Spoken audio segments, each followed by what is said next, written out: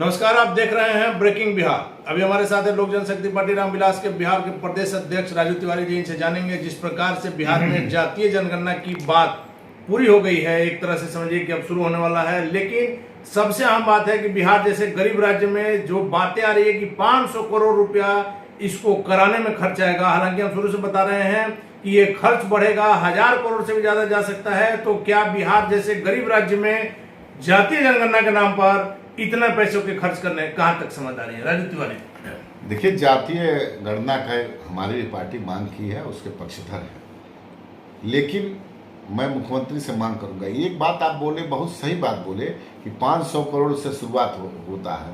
मुख्यमंत्री का ये बहुत पुराना आदत है।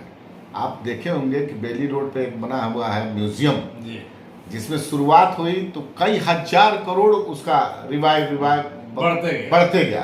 तो मुख्यमंत्री जी दिखाते हैं कुछ और उसको फिर कहाँ ले जाते हैं, ये उन्हीं को एक कला मालूम है, और कहाँ जाता है पैसा भगवान जाने। लेकिन बड़े हमारी पार्टी जाति गणना के पक्षधर है, लेकिन मैं एक और मांग करता हूँ मुख्यमंत्री जी से कि जाति पर ही अमीरी गरीबी का निर्धारण नहीं होना चाहिए। इसी के साथ सारे जातियों का आर्थिक स्थिति का भी सर्वे हो जाना चाहिए। क्योंकि एक मतलब वो हो गया है कि फलाने जाति का है तो अमीर है, ऐसी सरकार की जो सोच है उससे होना है। मैं देखिए, अब समस्तीपुर में जो घटना घटी है, 2 बच्चा, माँ, मियाँ बीबी, 5 आदमी मौत को गले लगा दिए, और जो वहां से खबरें आ रही हैं आर्थिक भूखमरी के कगार पर थे वो परिवार, तंग आकर के लोग, मतलब एक माना जाता है ना, ब्राह्मण है गरीब, अमीर है, ब्राह्मण मतलब अमीर। ऐसा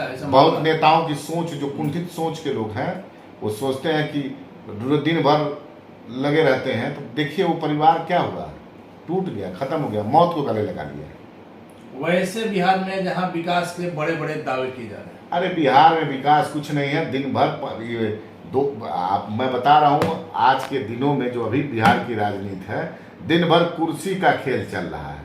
कैसे हम कुर्सी बचावें, कैसे उनके यहाँ पैदल चल जाके उनको ब्लैकमेल करें, उनके यहाँ जा करके उनको ब्लैकमेल करें। एकदम मतलब रोज ये सहमत का खेल चल रहा है, जिससे जनमानस को काफी तकलीफ हो रही है। जनता के हित अहित के बारे में कोई बिहार में सोचने वाला नहीं है।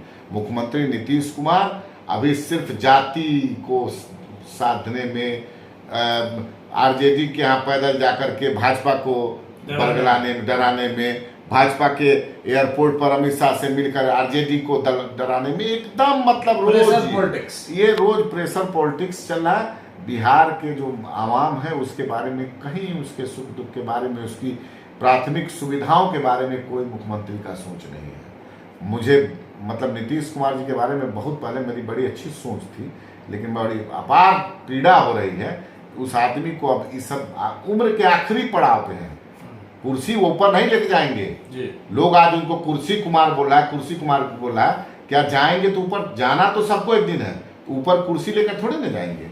अरे कम से कम बिहार के लोगों की पीड़ा समझें। एक हमको तो जाएंगे, कल हमारी पार्टी जा रही है, आदरणीय चिराग पासवान जी के आदेश पे हम लोग जा रहे हैं कल समस्तीपुर। सरकार का कोई नुमाइंदा गया, क्यों मरा, कैसे मरा, भूख से तुम्हारे बिहार में मर रहे लोग, आप मटरगश्ती कर रहे हैं, एक दूसरे को ब्लैकमेलिंग का काम कर रहे हैं। शर्म आनी चाहिए मुख्यमंत्री जी को।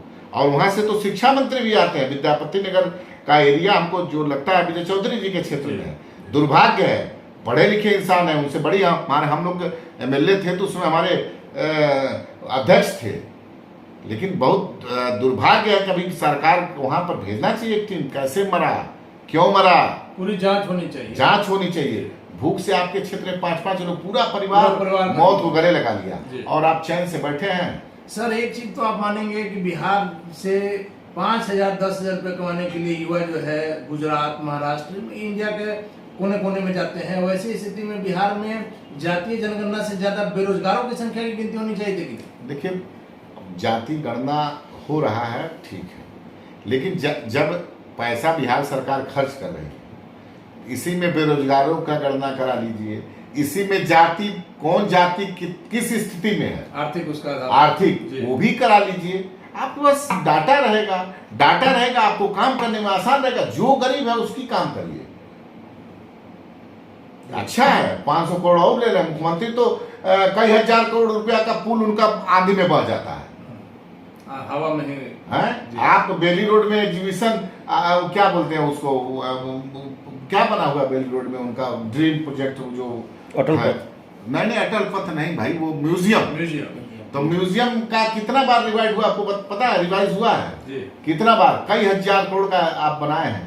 वो बनते बनते डबल लागत चला जाता है। बनते बनते डबल जाता तब तो ठीक ही रहता है सर। ये 4 गुना 5 गुना लागत बढ़ा हुआ है। आप जाकर एस्टिमेट देखिए। हम तो एमएलए थे, हम लोग एस्टिमेट कमेटी में सदस्य थे, हमने देखा है कितनी बार उसका एस्टिमेट रिवाइज हुआ है। लेकिन सर आप एक चीज तो मानेंगे कि जातिगत जनगणना ठीक है, सभी पार्टियों ने अपना समर्थन दिया हो रहा है, लेकिन देश हित में जनसंख्या नियंत्रण कानून लाना भी अहम हो गया है। देखिए अभी केंद्र सरकार का मुद्दा है, एकदम जनसंख्या नियंत्रण करना है क्या नहीं करना है। हम लोग तो मान लीजिए अभी बिहार में अपनी स्थिति में नहीं है, लेकिन मेरी पार्टी की राय होगी इस पर। राष्ट्रीय अध्यक्ष हमारे चिराग पासवान जी इस निर्णय करेंगे और पार्टी की कोर बैठक होगी। देखिए लेकिन जातीय जनगणना के पक्ष में हैं हम लोग, लेकिन जातीय जनगणना के साथ मेरी पार्टी ये भी चाहती है कि कम से कम सभी जातियों की आर्थिक स्थिति पता लगाया जाए कि कहाँ किस स्तर से लोग जी रहे हैं, और ये डाटा आपके पास रहेगा तो आपको विकास करने में आसानी होगी। सर आखिरी सवाल मेरा यही है कि लोक जनशक्ति पार्टी रामविलास बिहार में विपक्ष की सबसे सशक्त भूमिका निभा रही है। कहीं कोई घटना होता है, अभी पिछले दिनों आपके क्षेत्र में पूर्वी चंपारण के अरेराज में जो घटना हुई थी कि पुलिस ने शराब बेचने के आरोप में एक युवक को उठाया, 3 दिन तक सर लॉकअप में रखने का ये कौन सा कानून है, और उसकी पिटाई से मौत हो गई। आप जाइए देखिए ना, उसके छोटे छोटे बच्चे तड़प रहे हैं और पूरा गांव गवाह है। मैं गया था, पूरा गांव गवाह था। तो 2 दिन पहले पुलिस उठाती है, 2 दिन रखती है। उसका भाई स्पष्ट रूप से बोला कि हमसे 50,000 रुपया मांग किया जा रहा था शराब, जबकि शराब बरामद नहीं होता है उसे घर, और उसको पीटा जाता है। उसके घर वालों का आरोप है और घर वालों को कोई खबर नहीं किया जाता है। देखिए मुख्यमंत्री अभी अंधे हो गए हैं। मुख्यमंत्री की 2 कमियां हैं, मैं आपको बता रहा हूँ आपके चैनल पे। एक तो जाइए उनके पास जाइए, कहिए कि सर शराबबंदी से लोग बहुत एकदम मतलब समझिए कि आपका जयकार है, अंधभक्त है, होम डिलीवरी है, सब जगह शराब बिक रहा है। अब मुख्यमंत्री की कमजोर नस 2 है। एक म्यूजियम के बारे में तारीफ कर दीजिए, हजारों करोड़ से लगा हुआ, और एक शराबबंदी, 2 तारीफ कर दीजिए तो मुख्यमंत्री एकदम गील हो जाते हैं, गदगद हो जाते हैं। हकीकत से मतलब वो हकीकत जानना नहीं चाहते हैं। आज के डेट में पुलिस प्रशासन, उनका जो भी शासन है, शराबबंदी के नाम पर धन उगाही में, और मैक्सिमम इसे माफिया कोई पकड़ा रहा है सर। छोटे छोटे मछलियों, छोटी छोटे मछली नहीं, जिससे उगाही करना है उसके घर जाइए, उसको उठा लाइए शराब के नाम पर। तो ये सरकार फेल्योर है। अब हमको तो लगता है कि इस तरह की शराबबंदी की कल्पना मैंने नहीं की थी, और मुख्यमंत्री आज के डेट में बिहार के लोगों पर ध्यान नहीं है उनका, सिर्फ अपनी कुर्सी पर ध्यान है। उनको कभी तेजस्वी जी के यहाँ पैदल जा करके भाजपा को बार्गेनिंग करते हैं, कभी अमित शाह जी के पास प्रोटोकॉल तोड़ करके जाकर तेजस्वी को बार्गेनिंग करते हैं। यही उनका काम है, और अपने कुर्सी बचाने में। अरे उम्र हो गया, 17 साल मुख्यमंत्री रह लिए, अब तो जाने का टाइम होगा। 10-20 साल बाद जाइए करेंगे, कोई 200 साल थोड़ा ना जिंदा रहेंगे। कम से कम अब तो बिहार वासियों को बकस दें। चलिए धन्यवाद सर। तो ये थे हमारे साथ लोक जनशक्ति पार्टी रामविलास के बिहार प्रदेश अध्यक्ष राजू तिवारी जी, जिनका साफ तौर पर का नाम है कि मुख्यमंत्री जी अब बख्श दें बिहार को, क्योंकि शराबबंदी के नाम पर भी वो गलतफहमी में है। उनके अगल बगल के लोग उन्हें गलतफहमी में रखे हुए हैं, जबकि बिहार में होम डिलीवरी शराब की हो रही है।